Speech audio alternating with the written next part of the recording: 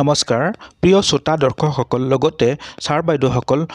অপ্ৰাদেশিকৃত শিক্ষক আৰু NPS কৰ্মচাৰী সংস্থাৰ দুটা গুৰুত্বপূৰ্ণ খবৰ দিবলৈ লৈছোঁ আশা ৰাখিছোঁ ভিডিঅ'টো শেষলৈকে চাব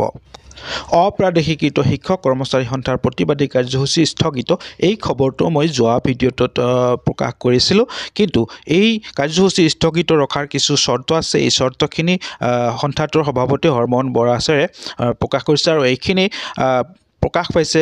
দৈনিক জনভূমি কাকতত এইখিনি মই আপোনালোকক শুনাবলৈ বিচাৰিছোঁ সভাপতি হৰমোহন বৰাই কয় যে 1917 চনৰ শিক্ষক কৰ্মচাৰী পদ প্ৰাদেশিকৰণ আইন সংশোধন কৰি 2319খন শিক্ষানুষ্ঠান প্ৰাদেশিকৰণ কৰাৰ লগতে 2013 আৰু 2021 চনত নিযুক্তিৰ পৰা বাদ পৰি যোৱা শিক্ষকক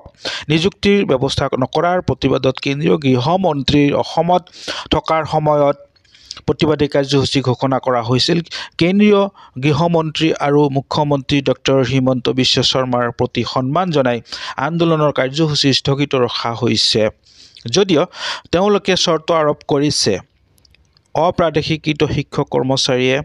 উত্থাপন কৰা বিষয়বোৰক লৈ অহা 26 জানুৱাৰীৰ পূৰ্বে ৰাজ্য চৰকাৰে আলোচনাৰ ব্যৱস্থা কৰিব লাগিব লগতে কেন্দ্ৰীয় গৃহমন্ত্ৰীক সাক্ষাৎ কৰি স্মাৰক পত্ৰ প্ৰদানৰ সুবিধা দিয়াৰ চৰ্ত দি প্ৰস্তাৱিত কাৰ্যসূচী স্থগিত ৰখা হৈছে এই চৰ্তকেইটা অনুসৰি যদি ব্যৱস্থা লোৱা নহয় তেন্তে গণৰাজ্য দিৱস পালনৰ পৰিৱৰ্তে উক্ত দিনটোত গুৱাহাটীত প্ৰতিবাদী কাৰ্যসূচী লোৱা হ'ব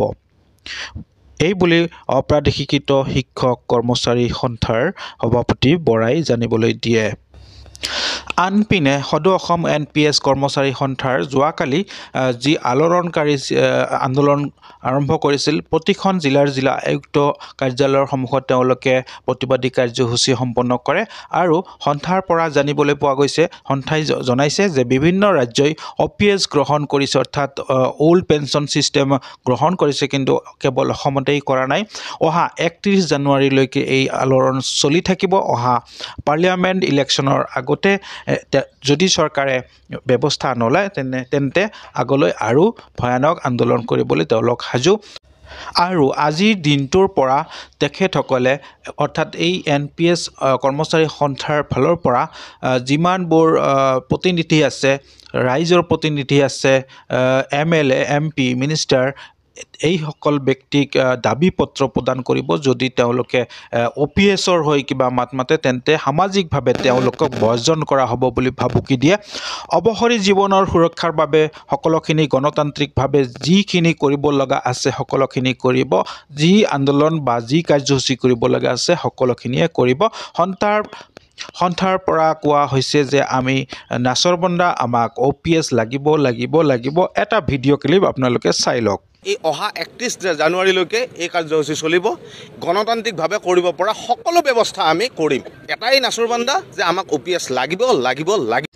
সদৌ অসম NPS কৰ্মচাৰী সন্থা কিন্তু অটল তেখেতসকলৰ দাবীত তেখেতসকল দাবী কৰিয়েই যাব এই ক্ষেত্ৰত তেখেতসকলৰ দাবী মানিবই লাগিব চৰকাৰে অন্যথা তেখেতসকলে যি গণতান্ত্ৰিক ব্যৱস্থা ল'ব লাগে ল'ব এয়া কিন্তু চৰকাৰৰ ফালৰ পৰা একেবাৰে ঘোৰ অন্যায় আৰু বৈষম্যমূলক নীতি দেখুৱাই আছে কিয়নো এজন বিধায়ক 5 বছৰৰ কাৰণে থাকি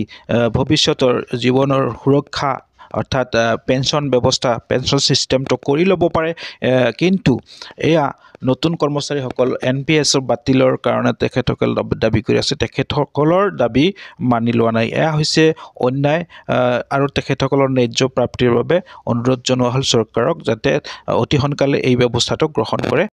প্ৰিয় শ্ৰোতা দৰ্শকসকল যিসকলে এই চেনেলটো ছাবস্ক্ৰাইব কৰা নাই আজি ছাবস্ক্ৰাইব কৰি ল'ব আটাইবোৰ আপডেট পাবলৈ আৰু যিসকলে ছাবস্ক্ৰাইব কৰিছে থেংক ইউ so much লগ পাম আন এটি ভিডিঅ'ত আজিৰ বাবে এই ভিডিঅ'টো ইমানতে সামৰিছোঁ ধন্যবাদ জয় অসম